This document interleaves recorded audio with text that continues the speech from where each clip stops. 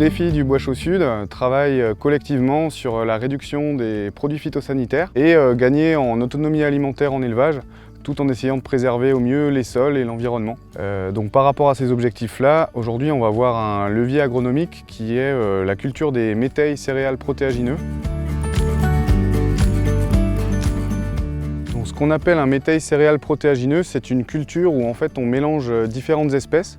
On va avoir une partie de céréales, donc là on a du triticale et de l'avoine, et une partie de protéagineux, donc ici c'est du pois qui est cultivé. Ce mélange il se complète, les céréales vont apporter plutôt l'énergie et les protéagineux vont apporter plutôt la protéine et l'azote pour l'équilibre de la ration des animaux. On peut récolter les métailles en fourrage, donc ça va être valorisé en enrubanage ou en ensilage, ou bien en grains. Donc c'est le cas du métail ici, il va être récolté en grains et donc distribué sous forme de farine aux animaux. Alors, je m'appelle Philippe Routet, j'habite à Neuvy-Saint-Sépulcre dans l'Indre. Je suis éleveur, naisseur-engraisseur. J'ai intégré le réseau Défi en 2016, c'était une volonté personnelle et puis on a créé ce groupe. Notre but c'était d'être autonome et d'acheter le moins possible d'aliments et de baisser nos herbicides, enfin tous nos pesticides en général. Alors mon intervention auprès du groupe Défi depuis 3 ans maintenant, en fait elle est axée autour de l'autonomie alimentaire et en particulier sur les métailles. Donc les métailles en fait on en a un usage, en fait on met ça dans une boîte à outils pour la prise d'autonomie alimentaire et en fait ils vont avoir 3 gros objectifs principaux. Le premier objectif c'est sur le métail fourrage, en fait c'est de faire du stock de qualité dès le printemps. Le deuxième argument, c'est la réduction de la protéine qu'on va acheter. En fait, qu'on fasse un métail fourrage ou un métail grain, on produit de la protéine maison et donc on réduit les achats fortement sur l'exploitation. Et le troisième argument, c'est qu'en fait, on va réduire les achats d'intrants puisqu'en fait, on va avoir besoin de moins d'engrais, voire pas d'engrais, pas de fongies, pas d'herbicides. Et donc en fait, ça participe quand même aussi à l'indépendance de l'exploitation de manière globale. Un des avantages agronomiques du métail, c'est le fait d'être un mélange d'espèces qui lui apporte une grosse couverture au sol. Et donc on va avoir une forte concurrence contre les adventices. Donc la majorité des agriculteurs du groupe Défi cultivent le métail sans désherbage. On a une couverture qui permet de se passer d'herbicides. Cette diversité d'espèces, et on peut avoir aussi une diversité de variétés pour chaque espèce, elle apporte aussi de la rusticité. Et donc les métails ont très peu de pression maladie, ce qui fait qu'on peut les conduire quasiment sans fongicides, voire 100% sans fongicides.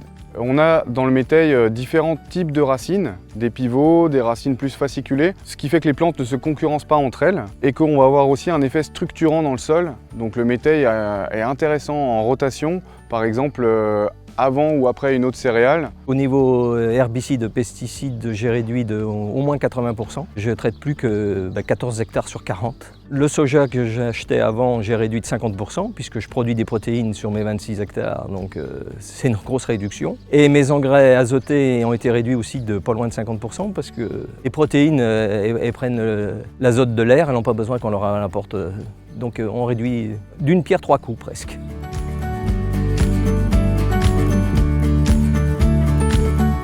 Alors les métails grains qu'on emmène en moisson, il y a juste 3 espèces là, c'est triticale, avoine, pois. Ça fonctionne très bien, chez nous il n'y a pas de souci. Les métails en silage, moi ça ne me sert pas pour engraisser là, par contre ça me sert surtout pour faire de la nourriture pour les animaux, parce qu'on a des sécheresses de plus en plus récurrentes. Donc les métails en silage nous permettent de faire beaucoup de nourriture et à bas coût. Puisqu'il n'y a pratiquement pas d'azote, il n'y a aucun produit de traitement. Et en plus, je suis pratiquement autonome en paille. Je n'ai plus besoin d'acheter de la paille pour faire la litière parce que j'ai beaucoup plus de culture qu'avant. Parce que toute la partie qui était en maïs est en culture. Je suis pratiquement autonome partout.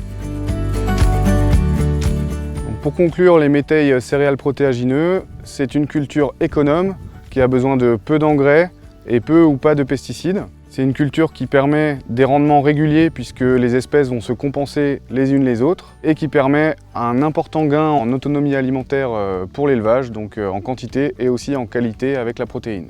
Donc c'est un levier agronomique qui a été saisi par le groupe et aujourd'hui différentes formations permettent de transmettre ces expérimentations à un public plus large d'éleveurs au niveau du territoire du Bois-Chaud Sud de l'Indre.